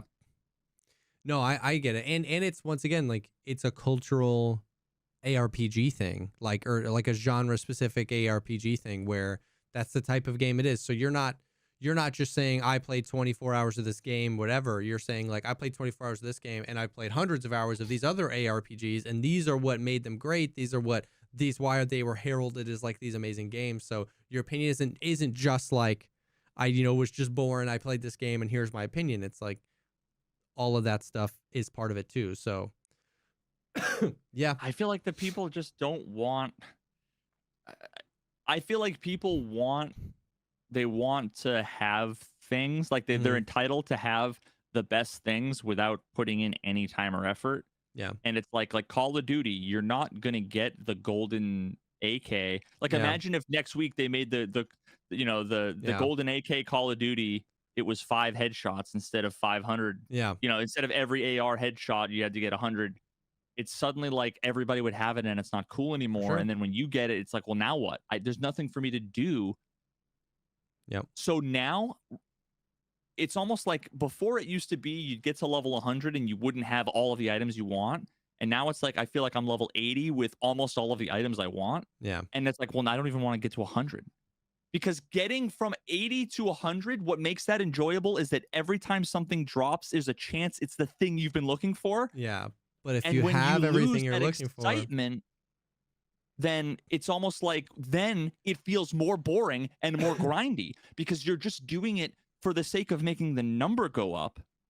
Whereas before, you're making the number go up, and you're making yourself more powerful, and you are also, every time you kill something, it's a roll of the dice to try to get that loot box. Yeah. To get that thing you've been waiting for. For sure, dude. I mean, it's what we talked about. I don't know if it was here or on the PP, but like it's what we talked about when we were talking about like hard games. Like Tarkov has gone through a little bit of that. A lot of Rust creators say the same thing. You and some other Diablo creators have said that about Diablo, where it's like the chase is what made the experience, and without that experience isn't fun. Because you learn, it's not about the destination, it's about the journey. But you learn that it kind of is, that you're like having nothing and trying to figure out how to make something from it is what made the game fun. Just spawning in with, 100 million rubles and thick cases full of slicks. It's like, well, what am I doing then? You know what I mean? And it's like, in Tarkov. That's arena. Yeah. No, actually, not technically, not really, but it's. Yeah. Because it's not arena, because like arena, the point is that there's no progression. The point of Tarkov is the progression. So to take a game, and this is very true for Diablo, the point is the progression. So to take a game where the point of the game is progression and say, well, hey, we're lessening the progression so you can have what you want more. It's like, but what subconsciously I want is the progression. It's when I talk about this in Tarkov all the time, right? We get in trouble. We get in big trouble when I'm like, dude, I wish Tarkov was harder. Because there's a misinterpretation there where it's like, it's only easy because you have 10,000 hours. You know what I mean? Like if you make it harder for you, whatever. And it's like, you know what I mean when I say that, where it's like, I don't want. And they will know when they get better at the game, they'll know what you mean. I don't want me to have more stuff than you. I want to have less stuff. I want to have as much stuff as you. You know what I mean? Like I want to be fighting you with Donger AKs and class 3 armors, you know what I mean? Like, and then I want finding an M4 or like an attachment. I want finding a voodoo to be like, oh my God, boys, like I got a freaking voodoo, like let's go. Yeah. Not just like I have 700, I've got a weapons case full of voodoos right now, you know what I mean? So it's like, but then it's the, I think like, I think a big part of it is like streaming culture. It gave it gave people a common enemy, which is like these streamers ruin everything. They do this, they do that. Well, because there were always Chads driving. The people come in and all they see is people driving around the Ferraris, and they see it. Like there were always, and this was your point about Diablo. Like Diablo 2 was the like quintessential like. There were homies pulling 40-hour weekends in Diablo, but nobody was like, oh, the Chads, oh, this. You know what I mean? Like, if you ran across one of those guys, you'd be like, oh, my God, that guy's crazy leveled, and then whatever, and then that feeling went away. But because you can, like, now hop into that guy's stream and watch him play and all of his peers play and all this kind of stuff, it's like streaming... By and large, of course, streaming did this for some people, but streaming didn't make people play more. They were just like most people were just streaming what they were going to be playing anyway. But now it's just there's so much more perception of so many people playing so many more hours or XYZ. So it's like, whoa. He shouldn't be able to do this, that, or the other. But that's what it was always going to be. So I don't know. I mean, we talked about it before. We don't have to go into it again. It's a really, impossible thing where like, different gamers have different amount of time to play. What's the point of your game? And do the players realize that like the grind is the point? It's almost like what games are almost free from this? Not quite, but like maybe one game specifically from the outside looking in, DayZ, because you can only go one life. Like it's like you can't end up with 100 million rubles and a slick and a thick case full of slicks and guns, and it's just like you might have a base with like some firepower there, but it's the like limit. I don't know with I mean, unless you're on like a heavily modded server, it feels like the limit is so much lower, and that like you only ever have 5 lives worth of shit. Exactly. You know what I mean? So they kind of get away from that because like the people with 10,000 hours, Smoke drops into a server. He starts just like anybody else. He's trying to find the gun. Smoke might die, 10 times in a row off spawn to people who are on the server that have 100 hours on that server, but Smoke only has 2 hours on that server, even though Smoke has 10,000 more hours in DayZ than they have. And so it levels the playing field a bit because it's kind of like a one life thing, and because the progression is really slow. It's just like you got to go find a gun. You know what I mean? Whereas in Tarkov, you can just stack your wealth. You know what I mean? And it's I almost feel like what they need in Diablo, and this could maybe be interesting in Tarkov, is if you had like once a week, you get like a 30-minute pass where you can go and effectively, like, you can use your like character builder, like build planner on all these different websites, and you can go and say like, these are all my items, and create them from scratch, all the stats, everything. And imagine you could just pick a character, max level, all the gear, and you have a half an hour to just like play around with the character to test drive the Ferrari, because then that gives you an example, that gives you the opportunity, if you're like a really experienced player, to actually do some free, quote unquote, theory crafting to test out some crazy ideas that you might have. And also it gives the casuals an opportunity to test drive the Ferrari that they might think they never get. And then they can raise the ceiling again. So the game is more exciting and more rewarding. I mean, the season's what, like 4 months or something? Like, it should, like, the most casual players that are playing, like, for any amount of time, they should get to like level 100 on one character in 4 months. Like, scale it that way. Yeah. It's fascinating stuff. Or maybe not. I don't know. It's fascinating stuff. We've talked about this a lot. I've talked about it a lot on stream. It's an impossible thing. It drives me crazy. But it is what it is. And speaking of that, that's a perfect segue to our next sponsor of this episode. Speaking of accepting things I cannot change. The next sponsor of our episode tonight is BetterHelp. Thank you so much, BetterHelp, for sponsoring this episode. BetterHelp is awesome. I was actually just earlier talking with somebody who was saying, like, dude, like, what was that? Like, what was the thing you talked about on the podcast again? Like, I'm thinking about getting therapy, but I'm not sure. And like, it was cool because I was like, dude, like, you need to. And it was awesome because chat was like, bro, do it. It's awesome. Do it. It's awesome. So, because I'm always afraid, I don't want it to seem like this is something I really do care about, because I've been through therapy, that I don't ever want it to come across like I'm just trying to sell a thing. It's one of those things where it's like, I'm excited to partner with BetterHelp because I'm so passionate about it. I don't ever want people to confuse those. You know what I mean? Like, therapy has changed my life, and some of the people that are closest to me in my life, it has changed their lives. And so with BetterHelp, it's awesome because it creates a really easy and flowing and welcoming experience where you can, it's all online. You don't have to worry about driving 2 hours to somebody's office. You don't have to worry about talking with someone's assistant. You just schedule something with someone. If they don't vibe with you or you don't vibe with them, that's fine. Schedule it with someone else. It's super easy. You find someone you vibe with. Communication is super easy. Scheduling is super easy. It's just like, it just takes so much of the intimidating, like, back and forth out of that experience, which is awesome. Yeah, I mean, as we've said before, there's an infinite number of reasons why talking to somebody is super important.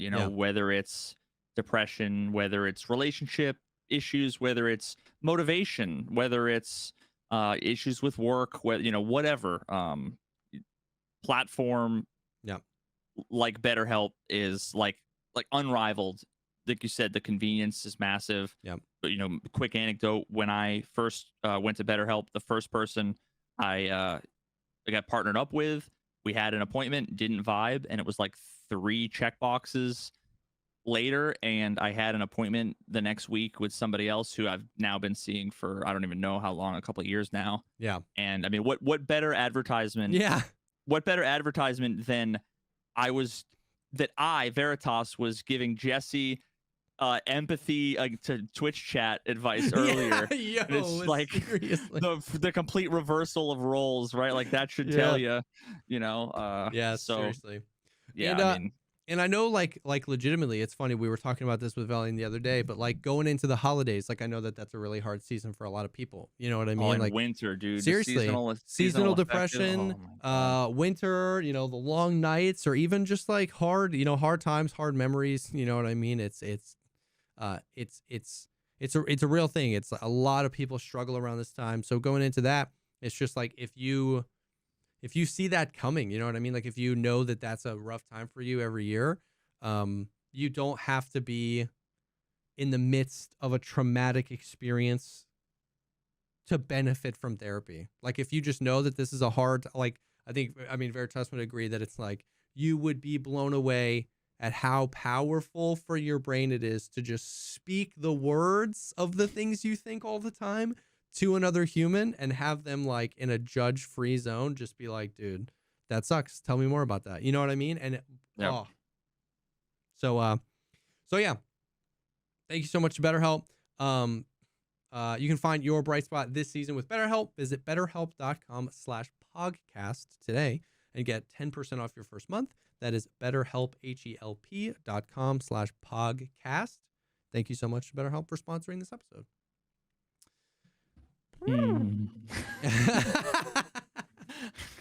I need to come up with something else that applies better. Yeah.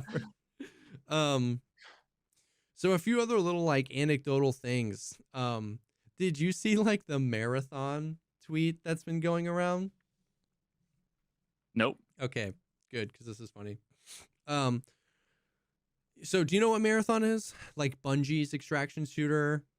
Oh yeah. So I hear about it once every 8 months, and I instantly forget. Yeah. Well, they did like a big trailer to show kind of the aesthetic of the game and basically say, hey, we're making this. They did some interviews with the devs, but then at the end they were like, we're so far away from release, so like we just wanted to kind of let you know what we were working on, right? So like I've been super keen to like hear more information, dude.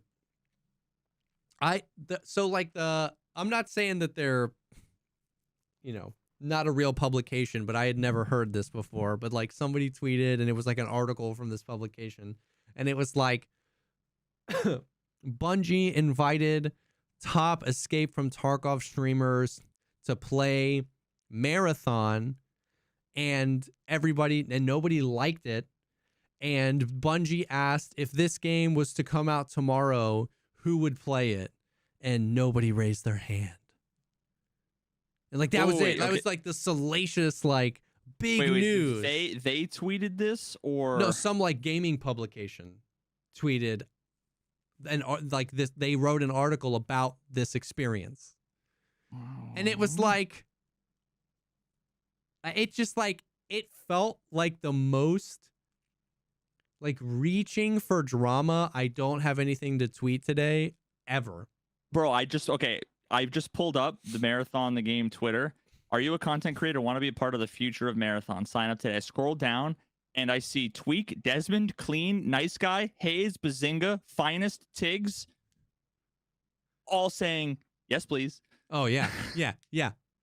So it was like it was so funny. It smelled super made up to me. Like Landmark responded to the thing, and Landmark was like, I've literally never heard of this game before. Like I didn't play it. Like, because everybody was like, because it said top streamer. So everyone's like, Landmark played it. But he was like, I don't even know what this game is. Like I've never played it.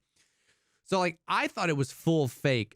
Apparently One Peg tweeted out, he was like, One Peg was like, I know of 2 Escape from Tarkov streamers that played the game. I don't know where he got that information, but it's so funny because it's so funny on every level. Because like A, I kind of just don't believe the article was real at all. B, you can translate that article to be, if we released our game that's not slated to release for 2 to 3 more years tomorrow, would you play it? No? Shocked. Like, oh my God. Like, of course. It's like probably gray box. It probably looks like Dr. Disrespect's new game. Of course, I don't want to play it tomorrow. It's not ready. I don't know. What the okay, I just clicked on the video too because I see I found the original tweet from it's at Destiny Track. New Aztec Ross is reporting that Bungie had Escape from Tarkov streamers play Marathon and they did not seem interested in the game. Bungie asked them if they would play Marathon if it released, quote, tomorrow. The fuck, I would quote that. And no one raised their hand. And then there's if we a YouTube, release this game tomorrow, there's a link to a YouTube video that is private. This video is unavailable. So what the yeah, so Adam said if Bungie asked them if they wanted to play Escape from Tarkov tomorrow, nobody would have raised their hand. So true. Yeah. Okay. Wait. No, I'm stealing that right now. I'm stealing that quote tweet. It's so true. New. I'm not gonna add anybody. At Veritas Games is reporting that BSG had, quote, Escape from Tarkov was streamers tomorrow. Play Tarkov and they did not seem interested in the game. BSG asked them, no, I no, see, you know what? I don't even want to make the joke because I feel bad that the BSG guys will think I'm on them. So I'm discarding the tweet. Yeah. Because I feel I don't want to be an asshole. Growth. But anyways, it was just funny.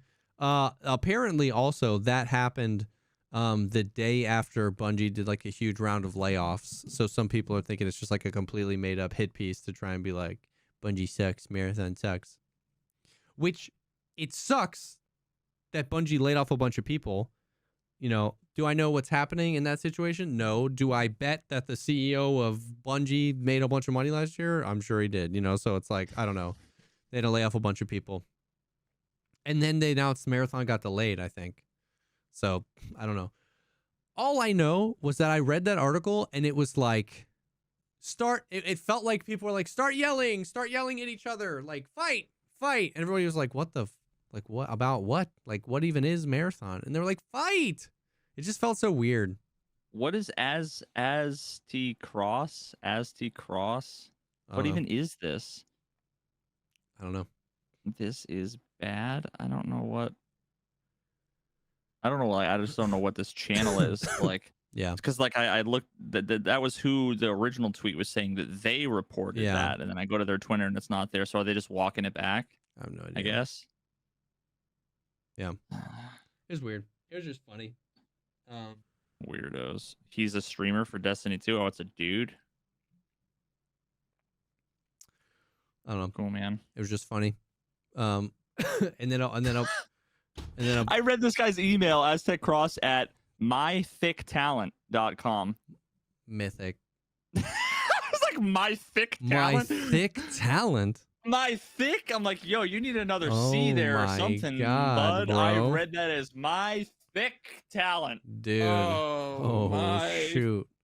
You know, it's been a long day, boys. Dude, let me tell you about my Somachache talent. Oh God! You know, someone told me yesterday. They're like, "Hey, I showed that clip to my mom and my dad, and my mom was like couldn't breathe on the floor laughing." I'm like, great! I'm glad your mom's roasting me. That's so. Kidding. The laughing stock of moms everywhere. Just kidding. Everybody I've ever met, their moms love me. Okay. And his thick talent. And my thick talent, yeah. If you know what I mean. Oh man.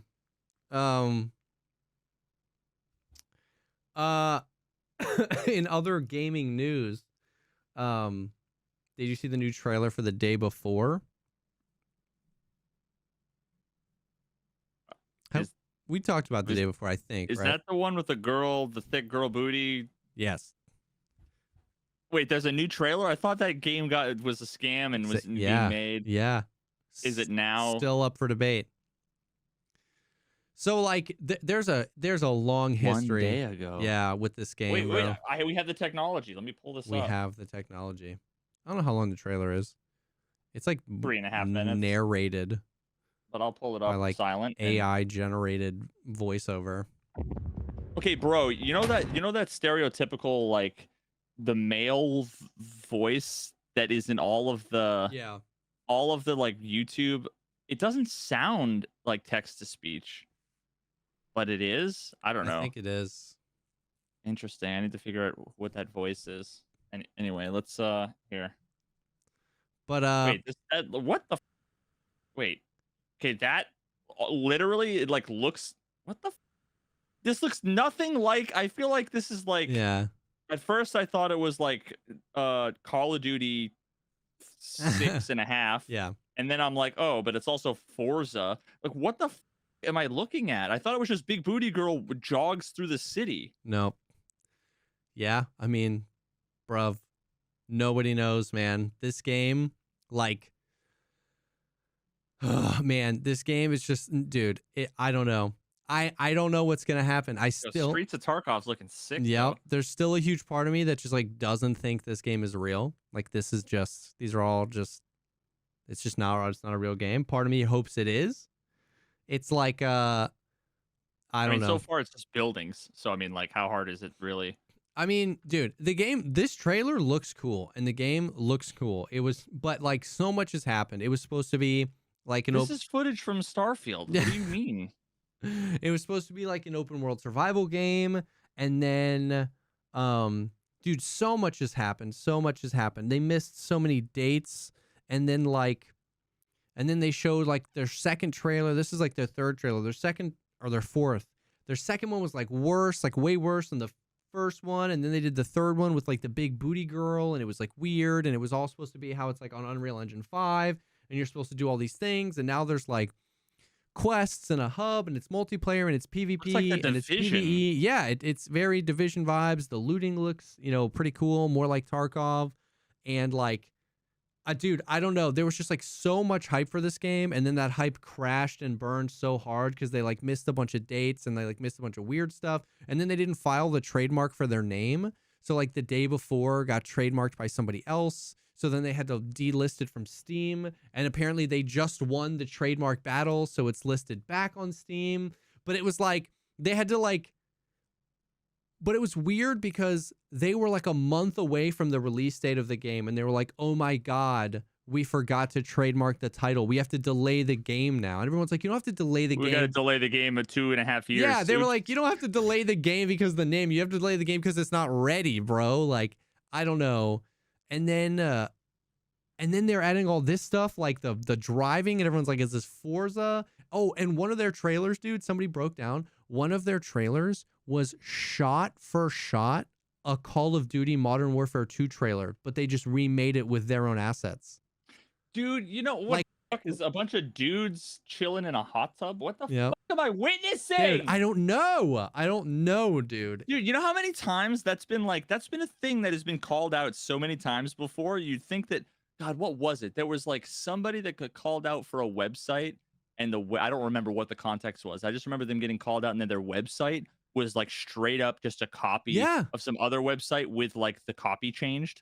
Dude. And like the images changed, but it was like, I don't even remember the details. Dude. What the? And so like it was a Call of Duty trailer. They put out this like super weird video of like interviewing with the devs, and it's like because it's like a. Does it look AI? It looks like a deepfake. Well, they were like, a lot of them were like volunteers. They were like, "I'm so happy to be volunteering and working on this game," and like they were all like weirdly super happy to be there, and like, dude, it just doesn't all add up, dude.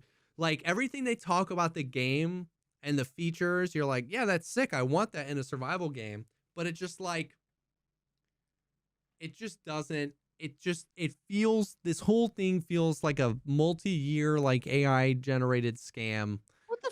They've got fully featured, dude, yeah, like base building. I don't know, man. I don't know. It's like at this point, I'm like 90% the game gets delayed again and it's not a real game, and 10% and 2%. Here it is. 50% the game gets delayed again. It's not even a real game. All right. 50% chance that happens. 40% chance they release it and it's like full dead matter, jank, literal like gray box alpha state, but they release it anyway.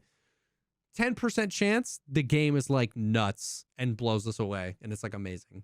Like that's where I'm at right now. And I hope it's the 10%. I mean, like literally, this is the only thing that like this sequence right here is the only, I want to say the word gameplay, but I don't mean gameplay, but like everything else is just people walking around through buildings and like the gun animations and stuff are cool, but like you can just drag and drop like pre-made assets. And I'm not saying that that's what this is. No, but like, what's the game? What's the game? Dude. What's the story? What am I doing? Why do I care? Like none of that is here. It doesn't. I don't know, man. Dude, I don't know. But it's just gonna be like a nice looking environment. Yeah. That with some cool guns, and you're gonna walk around through an empty city where the occasional horde of zombies are gonna run at you, and that's it. There's gonna be no story. Dude. There's gonna be no game modes. I don't know. Bro. I don't know. And like the history of this game dev is like fantastic is who they're called. It's like super sketch. They've made like I thought you were gonna say it's fantastic. It's not fantastic. They've made like 3 games. 2 of them they just like dropped support for. Like one of the games they dropped support for like 3 weeks after the game launched because like nobody was playing it. I don't know, dude. It like, and Big Booty Girl's gone. Yeah. Now I'm like, it suddenly, now it's just a bunch of dudes in a hot tub. Yep. What the happened? Just buds doing bud stuff in a hot tub. You know what I mean? Yeah, buds doing butt stuff. Exactly. No, bud stuff. Yeah, no. Listen. We don't kink shame here. You can do butt stuff if you want. Like I didn't give you a hard time at TwitchCon for what you guys were doing. Listen, what happens in Vegas, you know? Somebody said it feels like they're catering to all audiences. Like it feels like it's just like buzzword the game. Open world, immersive story, modular, hardcore experience, bespoke, custom missions, NPC. You know, it's like buzzword the dude video has game. The dude just has a fast MT and he's driving a Bugatti. Yeah. And there's zombies and it's like, and like there's, if only there was like an alien strip club, it would have everything. Yeah, like Starfield. I want it to be great. I hope it's great. I think it's going to be a meme, but I hope it's great. Do not pre-order it, right? Like enough people have. It was the #1 wish-listed game on Steam for a long time. Just wait and watch what happens on day 1. And then if it's fun, then maybe get it. But don't spend money on this. I'm very excited to see what happens. I'm very invested in seeing what happens. I have not purchased it either, but like, dude, I want it to be great. I want it to blow the gaming consciousness away and just like be phenomenal. I do not think that that's going to happen. Like, here's the thing. Even if it is going to be phenomenal, there's no way anybody could tell because what is it phenomenal at? I don't even know what it is. It looks like a demo of like an Unreal. It looks like it looks like the Unity 4.0 demo project. Yes, it does. It's supposed to be. The story? I mean, maybe the audio like, it's been 4 years since I've seen the light of day. The audio. I need to find my daughter. The audio is like corporate piano music, and it's like in the day before you're able to drive cars to the farthest reaches of the map. I swear to God, dude. I swear to God. Shit. Oh my God. Oh my God. No chance, dude. It's wild. It's friggin' wild. I'm literally asking ChatGPT to generate me the thing, and I'm gonna speak it. Generate what? Oh, the stock trailer voiceover. Yeah.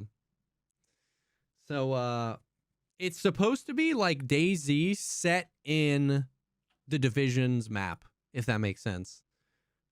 Like open world survival, but in like a city, but then also with missions and quest givers and like, I don't know. Yeah, wait. In a world, unironically, in a world overrun by the undead, Oh, yes. We need the visual. In a world overrun by the undead, survival is not just a goal. It's the only rule. Introducing The Day Before, Humanity's Edge. Thanks, ChatGPT. The ultimate zombie survival experience. In the shadow of civilization's collapse, you're among the few remaining souls fighting to reclaim a shred of normalcy amidst the chaos. Craft weapons from remnants of the old world. Fortify your shelter and fend off relentless hordes of pure adrenaline and raw instinct. Navigate through treacherous terrain, from urban wastelands to eerie rural enclaves, each with its own dangers and secrets. Trust in your fellow survivors, but be prepared to face the ultimate betrayal. Can you survive the night? Can you rebuild what's lost? Can you hold on to your humanity when all around you have lost theirs? The Day Before, Humanity's Edge, where every choice is life or death, and every moment is a fight for the future. Coming soon. Will you be ready? For my thick talent. I love how it literally added Humanity's Edge. Humanity's Edge. Humanity's Edge. Fates. Oh, so releases December 7th, man. The game officially releases December 7th. It's only the 11th official release date. Wait, the official release date? And we don't know what the game is about. No. So, I love how it started with "in a world," like unironically too. Yep. Jesus Christ. So, could be great. This trailer, I'm like reading it, and it's better than what we saw. It literally had like breaks in between where it's like the screen flashes with quick cuts of abandoned cities, darkened forests, and derelict suburbs. Gunshots echo. The screen shows a makeshift barricade being breached by a swarm of decaying figures. The camera pans to the group of survivors, tense and ready. Oh, yeah. Before cutting to a silhouette betraying another with a swift, shadowed movement. The captions hit harder than the trailer. It's literally better. Damn. Well, we'll see, dude, on December 7th. 2027, maybe. But, yeah. But, yeah. That is the stuff. That is the stuff for this week. Hostess. I am going to go pass out and hopefully feel better tomorrow. You going to get some more Diablo in? I don't think so. I don't think so. I'm tired. I got up mad early, and my pectorals and my back. I did chest and back yesterday, and 2 days ago. So like I said, I feel like there's an entire school bus on me, and I want to go just sort of cry in my bed and like a child. I feel that. Well, I'll be crying with you, dude. Yeah, Hostess sponsorship win. Come on. Yeah, what the? Come on. Fresh goes better. Hosted freshness. Well, there goes our opportunity at a Hostess sponsor. Nah, dude, they love that. Hostess is real. True. Hostess is real, now. Dude. They're edgy now. But yeah, you guys are awesome. Thank you guys. Thank you guys so much for hanging. We appreciate you guys. If you're interested in this and more like it, you can head to patreon.com/thepodcastpod and get signed up for an extra episode every week, an extra episode and early access to these episodes. It's pretty unbelievable over there. Everybody says that it's the best content they've ever seen in their lives. Ever. Literally everybody says that. So don't miss out on that. Everybody talks about how good it is. Everybody talks about how good it is. So yeah, that's that. And thank you guys for hanging. Thank you again to Factor and BetterHelp for sponsoring this episode. And this will be live on all the places on Monday. I did forget and posted it mad late on Monday this week. I do apologize about that. Idiot. I know, dude. But yeah, thank you guys for hanging. Thank you for being here. And we will definitely see y'all on the next one. Toodles. Toodles!